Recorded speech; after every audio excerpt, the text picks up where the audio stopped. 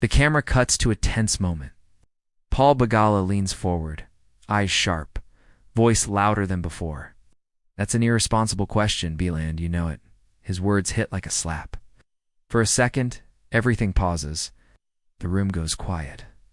Bill Maher blinks, raises an eyebrow, and smirks. But behind the smirk, there's something else. Maybe surprise, maybe challenge. This wasn't the usual playful banter. This was personal. The studio air suddenly feels heavier. You can hear the shift. The audience, once laughing moments ago, now sits still, unsure whether to cheer or stay silent. Bill looks at Begala, not backing down, ready to push again. But the energy has already changed. Something real has been touched. Narration kicks in over a freeze frame of Maher's face.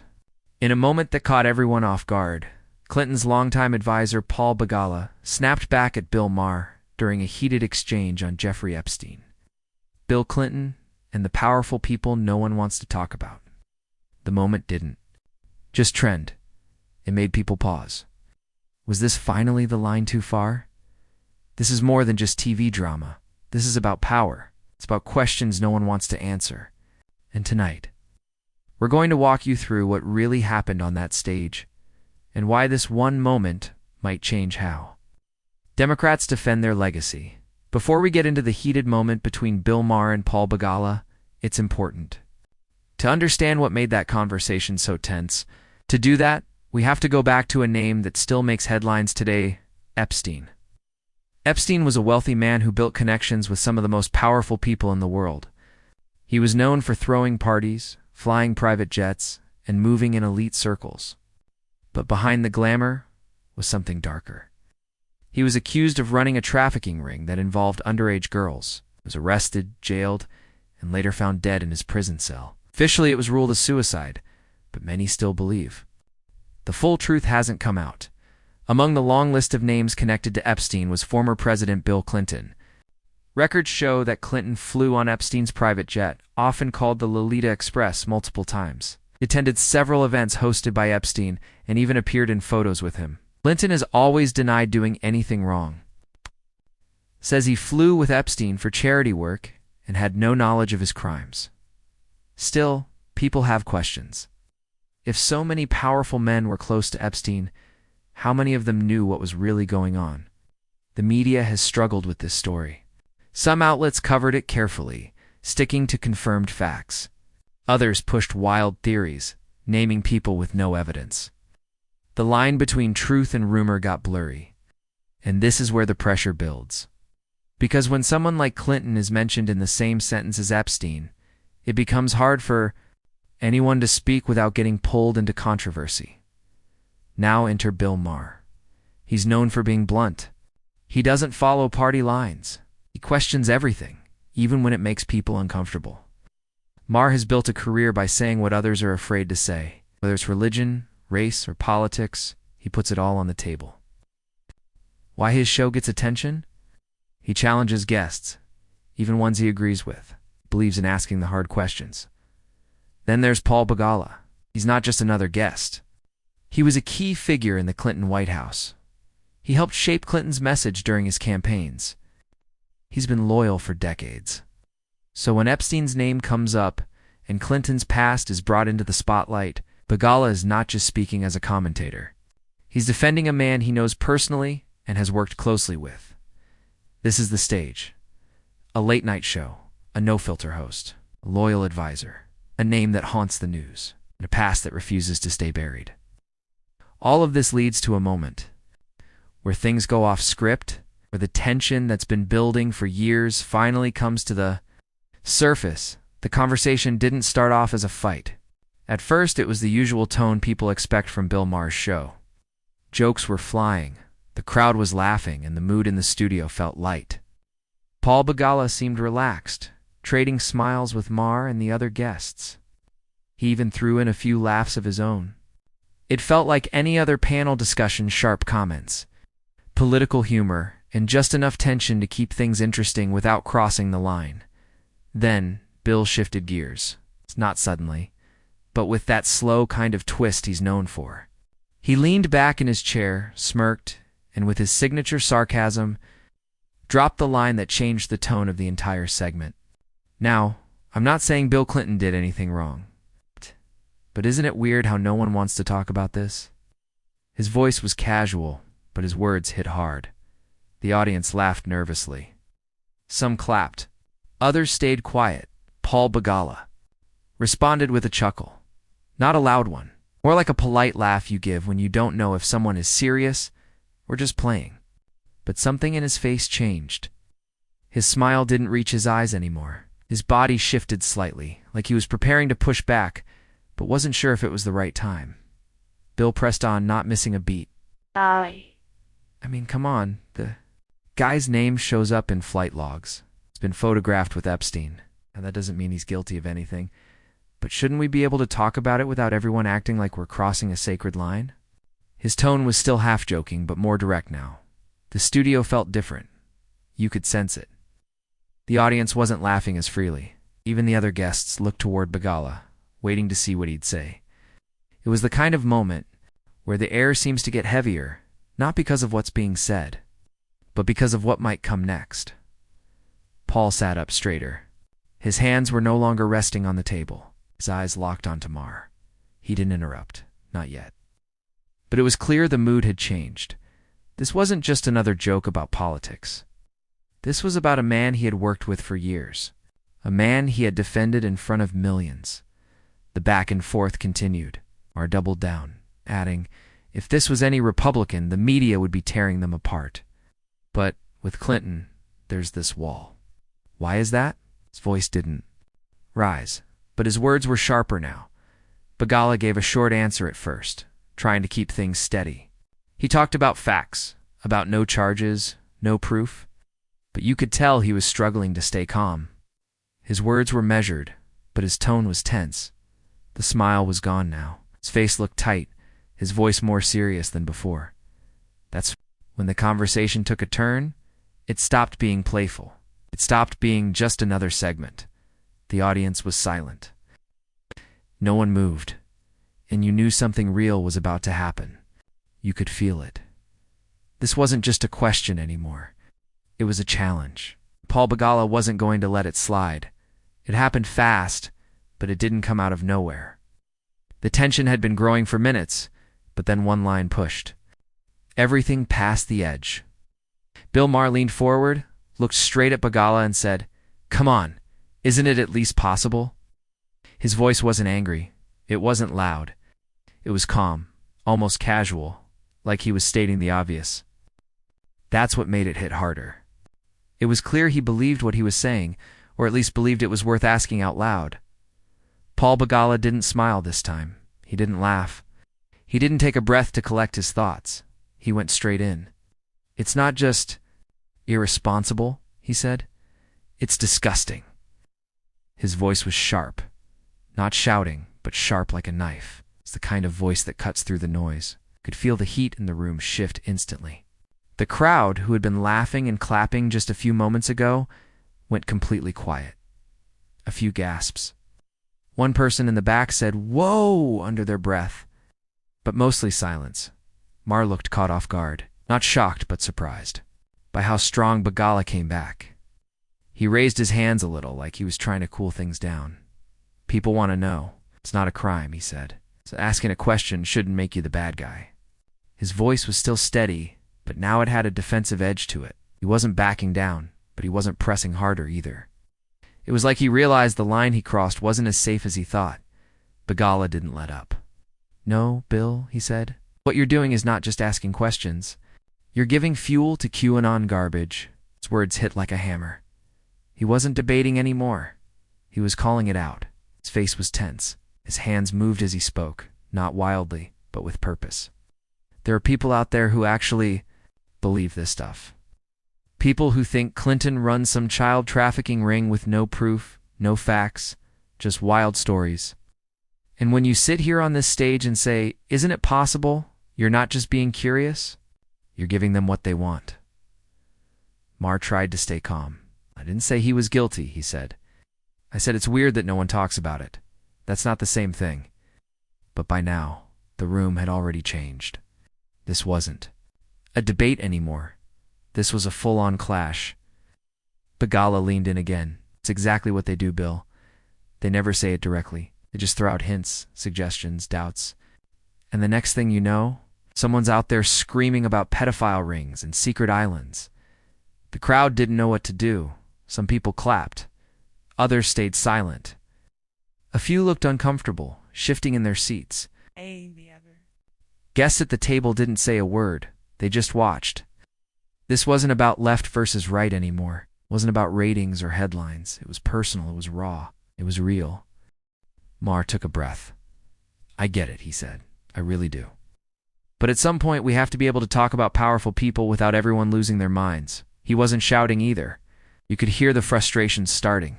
Begala shook his head. Talk about what, Bill? Rumors? Flight logs? Pictures at fundraisers? That's not news. That's guilt by association. And the more we repeat it, the more people believe it. It was one of the rare moments on the show where no one won. No punchline, no applause line. Just a cold moment of truth. Two people, both experienced, both passionate, standing on opposite sides of a single question, and neither backing down. It was uncomfortable. It was emotional. And it left the audience with more questions than answers. After the sharp exchange, things didn't calm down. If anything, the clash got deeper. What started as a heated moment was now turning into something bigger. Bill Maher leaned forward, not to provoke, but to make a point he clearly believed in. You know what the problem is, he said, looking directly at Begala. Liberals claim to be the party of truth, of justice, of transparency.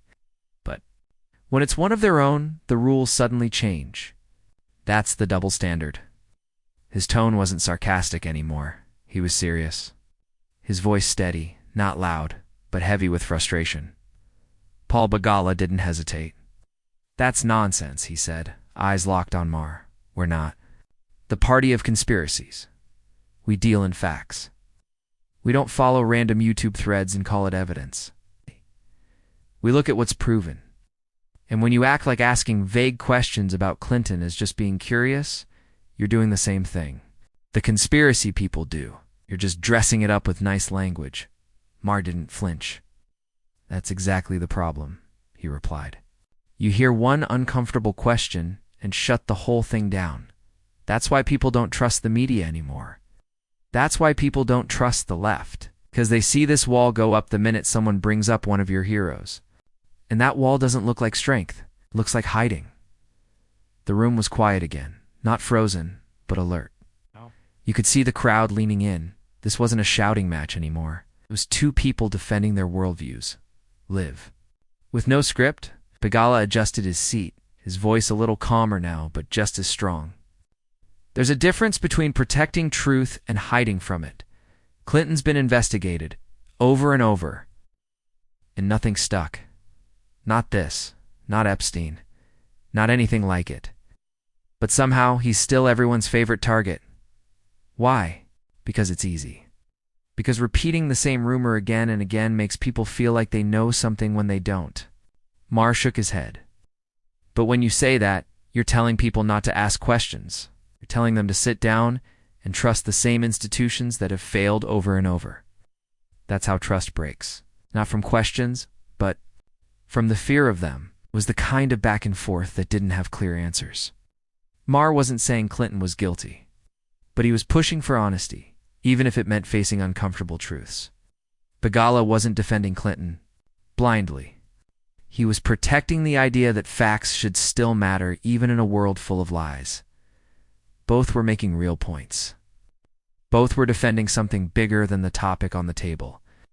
And the viewer watching at home couldn't help but feel torn. Do you side with the guy demanding answers or with the guy demanding facts? The conversation drifted from Clinton and Epstein to something much deeper. It became a question about how power is protected, who gets to be questioned, and what people are allowed to say without being labeled part of some conspiracy. Maher pushed back one last time. You keep saying it's dangerous to even suggest this stuff, but isn't it just as dangerous to act like the truth is settled when so many people don't believe it? Begala looked straight at him. You want people to believe the truth? Then give them truth, not guesses, not gossip. Truth backed by facts. That's how you build trust. A voiceover breaks in. Calm, clear, steady. This wasn't just about Clinton. It was about truth. It was about power. It was about accountability. In a world full of noise, where everyone's shouting to be heard, this was a rare moment where two sides stood firm. And no one walked away clean. What happened on air was powerful, but what happened after the cameras stopped might have mattered. Even more, when the episode ended and the lights dimmed, there was no laughter backstage, no friendly pat on the back. The energy behind the scenes was stiff. Paul Begala left the set quickly. Bill Maher stayed behind, speaking briefly with his team, shaking his head like he knew the fallout was already starting. There was tension in the air that didn't go away once the cameras were off. It followed them out of the studio. Within minutes, clips from the show were all over social media. A 30-second snippet of Begala saying you're giving fuel to QAnon garbage hit X first. Then another clip of Maher asking, isn't it at least possible? Started trending.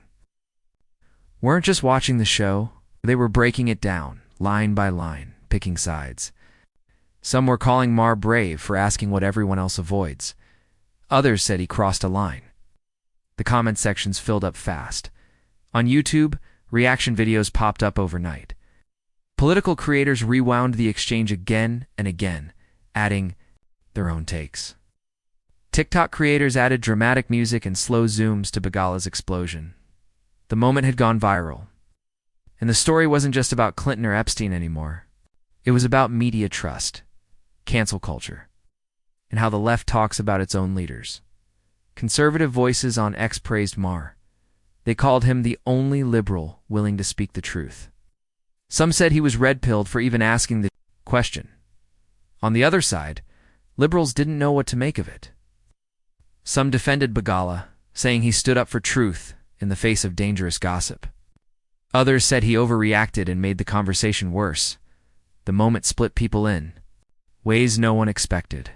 It wasn't a fight, it was a reflection of something deeper. Of how even asking the wrong question can turn allies into opponents.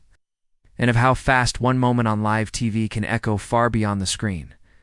Looking back at what happened between Bill Maher and Paul Begala, the question still stands. Was Maher wrong to ask? Or was Begala right to snap? It's not easy to answer. Maher asked something many people have been thinking, even if they haven't said it out loud. He didn't say Clinton was guilty. He just asked why no one talks about it. But the timing, the tone, and the way he framed the question made it feel more like an accusation than curiosity. Begala, on the other hand, didn't just disagree. He snapped. And maybe he had good reason. It wasn't just protecting a political name. He was defending someone he had worked with for years. To him, it probably felt personal. It's like an attack not just on Clinton, but on the truth itself. But here's the hard part. Defending legacy figures like Clinton has become more difficult in the post-Epstein world. People want clear lines. They want heroes and villains. And when someone has even the smallest connection to someone like Epstein, the public doesn't forget. Even if there's no proof of wrongdoing, silence feels like a cover-up. And anger feels like guilt. This is the emotional weight of the moment. The clash wasn't just about one man or one show. It was about something bigger. The line between protecting reputations and hiding the truth. The fight between loyalty and honesty. And the quiet pressure that builds when questions are pushed aside, because in the end, silence doesn't protect legacies. Transparency does. The moment didn't just end on the show. It spilled into the comment sections across the internet. On YouTube, X, and Reddit, thousands of people shared their thoughts, each seeing the clash through a different lens. One comment. With over 5,000 likes read, Maher is finally asking what no one dares to. We need more people willing to speak uncomfortable truths. Others pushed back hard, defending Begala. One reply said Begala had every right to be pissed. The question was meant to smear, not to inform. Another viewer seemed caught in the middle. Both of them are playing a game. Where's the truth? The comment said. It echoed what many were feeling, that the fight exposed more confusion than clarity. A different post added, "This is what happens when you protect people for too long. Questions come out uglier than they need to. Raw honesty. Others called it political theater. But one thing was clear. No one watched this and felt nothing. The argument touched something real.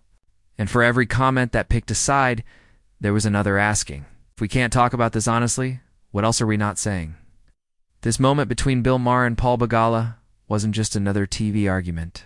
It was a reminder of how hard it's become to talk about powerful people without hitting a wall. One side says we need to protect the truth from wild rumors. The other says we need to stop treating some people like they're above questions. And maybe both are right in their own way. But what matters most now is what we do with moments like this. Because this wasn't just about Clinton or Epstein, or even politics. It was about something deeper, how we deal with power, how we react when someone asks the wrong question, and what happens when we confuse silence with respect. If we only ask hard questions when it's convenient, we're not really searching for truth, we're just picking sides. In a world where power shields the elite, asking hard questions isn't just a right, it's a responsibility. Whether you agree with Maher or Begala, the point is to think for yourself, to stay curious, to stay honest. If this made you think twice, share it. Start a conversation. Because silence is the most powerful protector the guilty ever had. And the longer we stay quiet, the less we ever really know.